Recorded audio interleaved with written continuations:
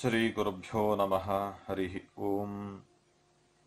ಜಯ ಜಯ ಜಗತ್ರಾಣ ಜಗದೊಳಗೆ ಸುತ್ರಾಣ ಅಖಿಲ ಗುಣ ಸದ್ಧಾಮ ಮಧ್ವನಾಮ. ಶ್ರೀ ಶ್ರೀಪಾದರಾಜರು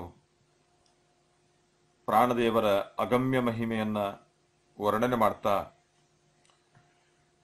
ಆವವನು ದೇಹದಲ್ಲಿರಲು ಹರಿ ನೆಲೆಸಿಹನು, ಆವವನು ತೊಲಗೆ ಹರಿತಾ ತೊಲಗುವ, ಆವವನು ದೇಹದೊಳ ಹೊರಗೆ ನಿಯಾಮಕನು, ಆವಾಯು ನಮ್ಮ ಕುಲಗುರು ರಾಯನು ಎನ್ನುವ ಮಾತಿನ ಮೂಲಕ ಭಗವಂತನಿಗೂ ಮತ್ತು ಮುಖ್ಯ ಪ್ರಾಣದೇವರಿಗೂ ಇರುವ ಸಂಬಂಧ, ಅತ್ಯಂತ ಅವಿನಾಭಾವದ ಸಂಬಂಧವನ್ನ ಸ್ಪಷ್ಟ ಮಾಡಿಕೊಟ್ಟು, ನಮ್ಮ ದೇಹದ ಒಳಗೂ ಹೊರಗೂ ನಿಯಾಮಕರಾಗಿ ಶ್ರೀ ಮುಖ್ಯ ಪ್ರಾಣದೇವರೇ ಅನುಗ್ರಹಿಸುತ್ತಿದ್ದಾರೆ. ಇದನ್ನ ತಿಳಿದರೆ ನಾವು ನಿಜವಾದ ಕೃತಜ್ಞ ವ್ಯಕ್ತಿಗಳಾಗ್ತೇವೆ. ತಿಳಿಯದೇ ಇದ್ರೆ ಮಹೋಪಕಾರ ಮಾಡಿದವರನ್ನ ಸ್ಮರಿಸದೇ ಇರುವಂತಹ ಕೃತಜ್ಞರಾಗ್ತೇವೆ.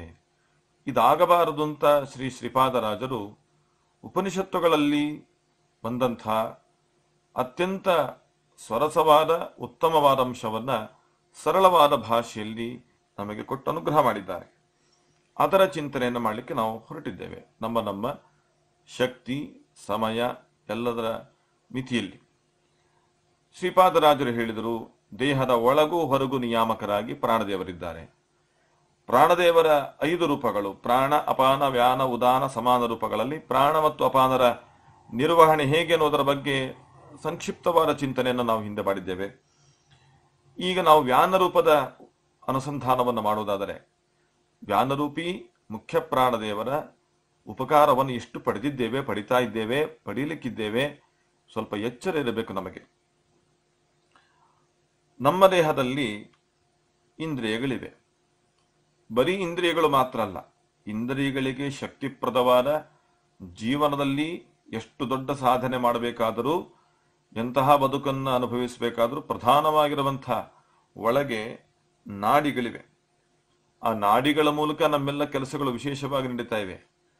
ಒಂದು ನಾಡಿ ವ್ಯತ್ಯಾಸ ಆದರೂ ಕೂಡ ಜೀವನ ವ್ಯತ್ಯಸ್ತವಾಗಿ ಬಿಡುತ್ತೆ. ಬಹಳ ಜಾಗೃತಿಯಲ್ಲಿರಬೇಕು ನಾವು.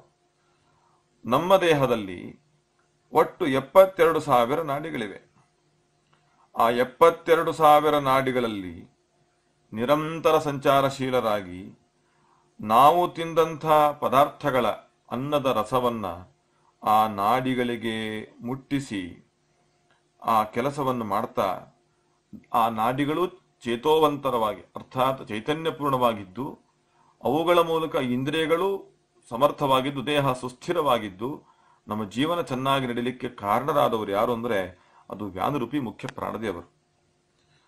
ಅತ್ರ ಏತತ್ ಏಕಶತಂ ನಾಡೀನಾಂ ತಾಸಾಂ ಶತಂ ಏಕೈಕಸ್ಯಾಂ ದ್ವಾಸಪ್ತತಿಂ ಪ್ರತಿಶಾಖಾ ನಾಡಿ ಸಹಸ್ರಾಣಿ ಭವಂತಿ ಆಸು ವ್ಯಾನಶ್ಚರತಿ. ಷಟ್ಪ್ರಶ್ನೋಪನಿಷತ್ ಹೇಳುತ್ತೆ, ನಮ್ಮ ದೇಹದಲ್ಲಿ ನಾಡಿಗಳಿವೆ. ಆ ನಾಡಿಗಳ ಒಳಗೆ ಸಂಚಾರ ಮಾಡ್ತಾ ವ್ಯಾನಃ ಚರತಿ, ವ್ಯಾನರೂಪಿಯಾದ ಮುಖ್ಯ ಪ್ರಾಣದೇವರ ಸಂಚಾರವನ್ನು ಮಾಡ್ತಾ ನಮಗೆ ಶಕ್ತಿಪ್ರದರಾಗ್ತಾರೆ ಅಂತ ದೇಹದ ಒಳಭಾಗದಲ್ಲಿ ಆಗುವ ನಿರ್ವಹಣೆಯನ್ನು ಹೇಳ್ತಾರೆ. ಆ ನಾಡಿಗಳ ಕಲ್ಪನೆ ಹೇಗೆ? ಉಪನಿಷತ್ತು ಹೇಳಿದ ಪ್ರಕಾರ ತತ್ರ ಏತದ್ ಏಕಶತಂ ನಾಡೀನಾಂ ತಾಸಾಂ ಶತಂ ಏಕೈಕಸ್ಯಾಂ ದ್ವಾಸಪ್ತತಿಂ ಪ್ರತಿ ಅಂತ ಏನು ವಾಕ್ಯ ಇದೆ, ಅದರ ಅರ್ಥ ಚಿಂತನೆ ಮಾಡಲಿಕ್ಕೆ ಪ್ರಯತ್ನ ಮಾಡೋಣ. ಅವರ ನಿರ್ವಹಣೆಯ ಪರಿಕಲ್ಪನೆ ಇನ್ನೂ ಸ್ವಲ್ಪ ಹೆಚ್ಚು ಆಗ್ಲಿಕ್ಕೆ ಅವಕಾಶಗಳುಂಟು. ಪೂರ್ಣ ಮಟ್ಟದಲ್ಲಿದ್ರೂ ಕೂಡ ಸೂಚ್ಯ ರೂಪದಲ್ಲಾದರೂ ತಿಳ್ಕೊಳ್ಳಿಕ್ಕೆ ಅವಕಾಶಗಳಾಗತ್ತೆ. ದೇಹದ ಒಳಗೆ ನಾಡಿಗಳ ಅಂತರ್ಗತರಾಗಿ ವ್ಯಾನರೂಪಿ ಪ್ರಾಣದೇವರು ಸಂಚಾರ ಮಾಡ್ತಾ ನಿರ್ವಹಣೆ ಮಾಡ್ತಾರಾದ್ರೆ, ದೇಹದ ಹೊರಭಾಗದಲ್ಲಿ ಹೇಗೆ ಅಂದ್ರೆ, ದೇಹದ ಹೊರಗಿರುವ ಗಾಳಿಯಲ್ಲಿದ್ದು, ಈಗೇನು ನಮಗೆ ಗಾಳಿ ಅನುಭವ ಆಗ್ತಾ ಇದೆ, ಆ ಗಾಳಿಯಲ್ಲಿ ವಾಯುವಿನಲ್ಲಿದ್ದು ಅಲ್ಲಿರುವ ವಾಯುತತ್ವಕ್ಕೆ, ಆ ವಾಯುತತ್ವದ ಅಭಿಮಾನಿಗಳಾದಂತಹ ಪ್ರವಾಹ ವಾಯುದೇವರಿಗೆ ಶಕ್ತಿಪ್ರದರಾಗಿ ಒಳಗೆ ತಾವಿದ್ದು ಅದರ ಗುಣಧರ್ಮಗಳನ್ನ, ಗಾಳಿಯಿಂದ ಆಗುವಂತಹ ಅನುಭವ ಎಂತಹದ್ದು ನಾವು ನೋಡ್ತೇವೆ. ನಮಗೆ ತಾಗತ್ತೆ, ಗಾಳಿಯ ಸ್ಪರ್ಶ ಆದಾಗ ತಂಪಾಗ್ತದೆ, ಆಮೇಲೆ ಹಿತ ಆಗತ್ತೆ, ನಮಗೆ ಸ್ಪರ್ಶಜ್ಞಾನ ಆಗುವುದು, ಮಾಧುರ್ಯ ಗೊತ್ತಾಗುವುದು, ಹಿತ ಜ್ಞಾನ ಬರುವುದೆಲ್ಲ ಆ ಗಾಳಿಯಿಂದಲೇ. ಶಬ್ದಜ್ಞಾನ ಬರುವುದು ಕೂಡ ಗಾಳಿಯಿಂದಲೇ. ಇದೆಲ್ಲ ನೋಡ್ತೇವೆ, ನಾವು ಅನುಭವದಲ್ಲಿ ನೋಡ್ತೇವೆ. ಅಂಥ ಎಲ್ಲ ರೀತಿಯ ಅನುಭೂತಿ ಕೊಡುವಂತಹದ್ದು ಮುಖ್ಯ ಪ್ರಾಣದೇವರು ವ್ಯಾನ ರೂಪದಿಂದ. ವಾಯುರ್ವ್ಯಾನ, ದೇಹದ ಹೊರಭಾಗದಲ್ಲಿ ಯಾವ ಗಾಳಿ ನಮಗೆ ಅನುಭವವನ್ನ ಜೀವನವನ್ನು ಕೊಡ್ತಾ ಇದೆ ಅಂತ ನಾವು ಭಾವಿಸಿದ್ದೇವೋ ಆ ಗಾಳಿ ಜಡವಾದ ಗಾಳಿ ಏನನ್ನು ಮಾಡೋದಿಲ್ಲ.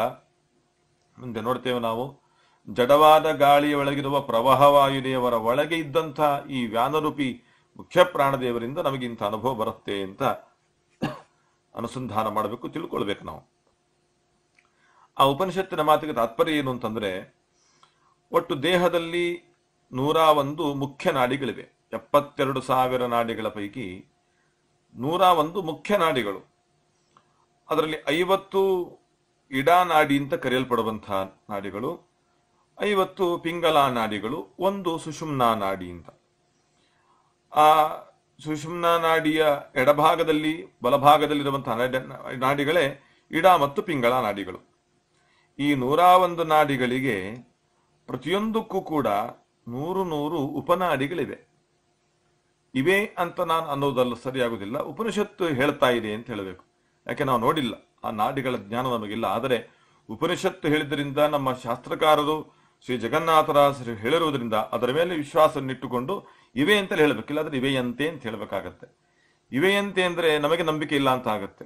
ನಾವು ಆ ಶಾಸ್ತ್ರಕಾರರ ಮಾತಿನಲ್ಲಿ, ಜಗನ್ನಾಥದಾಸರ ಮಾತಿನಲ್ಲಿ, ಶ್ರೀಪಾದರಾಜರ ಮಾತಲ್ಲಿ ಪೂರ್ಣ ವಿಶ್ವಾಸವನ್ನು ಇಡಬೇಕಾದ್ದರಿಂದ ನಾವು ಇವೆ ಅಂತಲೇ ಹೇಳಬೇಕು. ಒಂದೊಂದು ನಾಡಿಗೂ ಕೂಡ 100 ನಾಡಿಗಳು ಉಪನಾಡಿಗಳು. ಅವಾಗೆಷ್ಟಾಯಿತು? 10,100 ನಾಡಿಗಳಾಗ್ತವೆ. ಜೊತೆಗೆ ಆ 10,000 ನಾಡಿಗಳಿಗೂ ಕೂಡ ಪ್ರತಿಯೊಂದಕ್ಕೂ ಕೂಡ ಅಂದ್ರೆ ಉಪನಾಡಿಗಳಿಗೂ ಮತ್ತೆ 7 ಉಪನಾಡಿಗಳಿವೆ. ಅಂದ್ರೆ 10,100 ನಾಡಿಗಳು, 10,000 ನಾಡಿಗಳೇನಿವೆ ಅದಕ್ಕೆ 7ರಿಂದ ಗುಣಿಸಿದಾಗ ಎಷ್ಟಾಗತ್ತೆ? ಅಲ್ಲಿಗೆ 20,000 ನಾಡಿಗಳಾಗ್ತವೆ. ಅದರ ಜೊತೆಗೆ ಇನ್ನು 100 ನಾಡಿಗಳಿವೆ ಅಲ್ಲ, ಅದಕ್ಕೆ ಒಂದೊಂದಕ್ಕೆ 20 ನಾಡಿಗಳು ಉಪನಾಡಿಗಳಿವೆ. ಅಷ್ಟಿಗೆ 2,000 ನಾಡಿಗಳಾಯಿತು. ತಾತ್ಪರ್ಯ 72,000 ನಾಡಿಗಳಾದವು. ಈ 72,000 ನಾಡಿಗಳ ಪೈಕಿ ಬಲಭಾಗದಲ್ಲಿ 36,000, ಎಡಭಾಗದಲ್ಲಿ 36,000 ಅಂತಾರೆ. ಆ ಬಲಭಾಗದಲ್ಲಿ ಎಡಭಾಗದಲ್ಲಿ ಅಂತ ಹೇಳುವಾಗ ಅದು ಚೆನ್ನಾಗಿ ಹೇಳ್ತಾರೆ ಜಗನ್ನಾಥದಾಸರೇ. ಚರಣಗಳೊಳಗೆ ನಾಡಿಗಳು 12,000, ಮಧ್ಯದೇಹದೊಳು ಇರುತಿಹವು 14, ಬಾಹುಗಳೊಳಗೆ 2, ಶಿರದೊಳಗಾರು ಸಹಸ್ರ ಚಿಂತಿಸಿ 2 ಹಗಲ ಅಭಿಮಾನಿ ದಿವಿಜರ ಅರಿತು ಉಪಾಸನೆ ಗೈವರೆಳೆಯಲು ಸ್ವರ್ಗವಾಸಿಗಳು ಅಂತ ಹರಿಕಥಾಮೃತ ನಾಡಿ ಪ್ರಕರಣ ಸಂಧಿಯಲ್ಲಿ ಹೇಳ್ತಾರೆ. ಆ ಲೆಕ್ಕ ಪ್ರಕಾರ ನೋಡ್ತಾ ಹೋದ್ರೆ ದೇಹದ ಕೆಳಭಾಗದಲ್ಲಿ ಕಾಲು ಏನಿದೆ ಅದರಲ್ಲಿ 12,000, ದೇಹದ ಮಧ್ಯಭಾಗದಲ್ಲಿ 14,000, ಕೈಗಳಲ್ಲಿ 4,000, ತಲೆಯಲ್ಲಿ 6,000, ಒಟ್ಟು 36,000 ನಾಡಿಗಳಾದವು. ಇದು ಒಂದು ಭಾಗ. ಒಂದು ಭಾಗದಲ್ಲಿ 36,000, ಅದೇ ರೀತಿ ಮತ್ತೊಂದು ಭಾಗದಲ್ಲಿ 36,000, ಒಟ್ಟಿಗೆ 72,000 ನಾಡಿಗಳಾದವು. ಈ 72,000 ನಾಡಿಗಳಿಗೂ ಶಕ್ತಿಪ್ರದರಾದವರು ಮುಖ್ಯ ಪ್ರಾಣದೇವರು. ನಾವು ಉಂಡಂತಹ ಅನ್ನದ ರಸವನ್ನ ಮುಟ್ಟಿಸುವ ಕೆಲಸವನ್ನ ಮುಖ್ಯ ಪ್ರಾಣದೇವರು ಮಾಡ್ತಿದ್ದಾರೆ. ಆದ್ರಿಂದ ಅವರಿಗೆ ವ್ಯಾನ ಅಂತ ಹೆಸರು. ನಮ್ಮ ಒಳಗೆ, ನಾಡಿಗಳ ಒಳಗೆ ಶಕ್ತಿಯನ್ನು ಕೊಡುವಂತಹ ಅನ್ನಪ್ರದರಾದ್ದರಿಂದ, ಅನ್ನರಸಪ್ರದರಾದವರನ್ನ ವ್ಯಾನ ಅಂತ ಕರೀತಾರೆ. ಇನ್ನ ಇದು ಒಳಗಿನ ನಿರ್ವಹಣೆ ಬಗ್ಗೆ ಚಿಂತನೆ ಆಯಿತು. ಇನ್ನು ಹೊರಗೆ ಆ ಮುಖ್ಯ ಪ್ರಾಣದೇವರು ವ್ಯಾನ ನಾಮಕರಾಗಿ ದೇಹದ ಹೊರವಾಗಿರತಕ್ಕಂತಹ ಈ ಗಾಳಿಯಲ್ಲಿದ್ದು ಅದರ ಮುಖ್ಯ ಗುಣಧರ್ಮಗಳು ಯಾವುದು? ಗಂಧ, ಶಬ್ದಗಳನ್ನ ಬೆಳೆಸುವಂತಹದ್ದು, ಎಲ್ಲ ಕಡೆ ಪ್ರಚಾರ ಮಾಡುವಂತಹದ್ದು, ಪಸರಿಸುವಂತಹದ್ದು, ಆಮೇಲೆ ಆಮ್ಲಜನಕ, ಜಲಜನಕಾದಿಗಳ ಕಾರ್ಯವನ್ನು ನಿರ್ವಹಣೆ ಮಾಡ್ತಕ್ಕಂಥದ್ದೆಲ್ಲ ಇದೆ. ಅದನ್ನೆಲ್ಲ ಮಾಡಿಸೋದು ಇವರೇ. ದೂರದಲ್ಲಿ ಒಂದು ಮಲ್ಲಿಗೆ ಇರುತ್ತೆ, ಸಂಪಿಗೆ ಇರುತ್ತೆ ಅಂತ ಇಟ್ಕೊಳ್ಳೋಣ. ಆ ಮಲ್ಲಿಗೆ ಆಗಲಿ ಸಂಪಿಗೆ ಆಗಲಿ ಅದರ ಪರಿಮಳ, ಸುವಾಸನೆ ನಮಗೆ ಆಗುವುದು ಯಾರಿಂದ? ಗಾಳಿಯಿಂದಲೇ.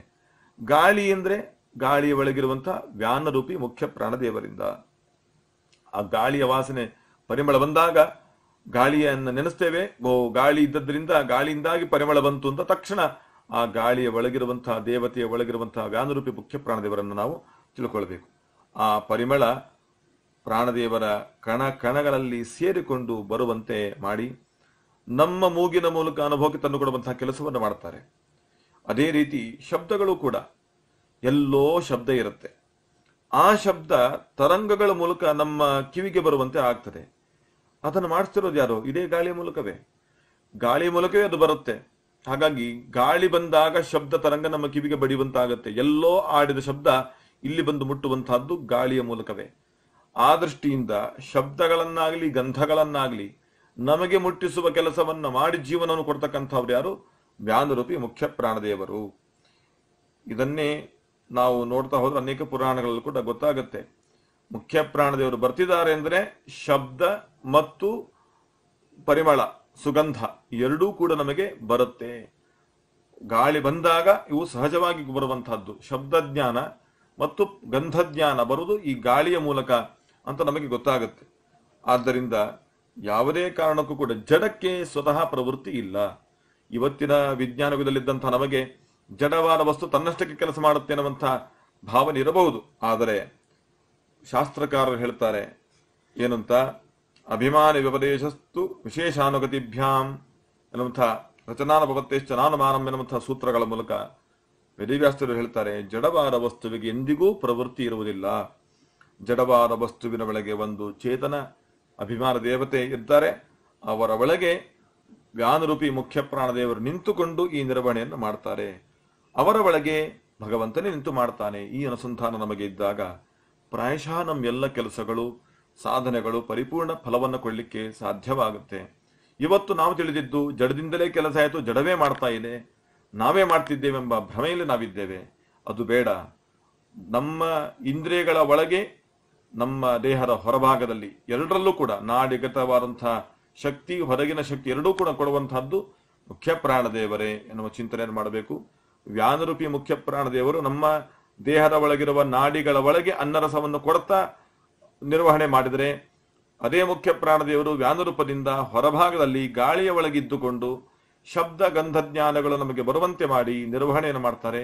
ಇಡೀ ಜೀವರ ಬದುಕನ್ನು ಕೊಡ್ತಾರೆ.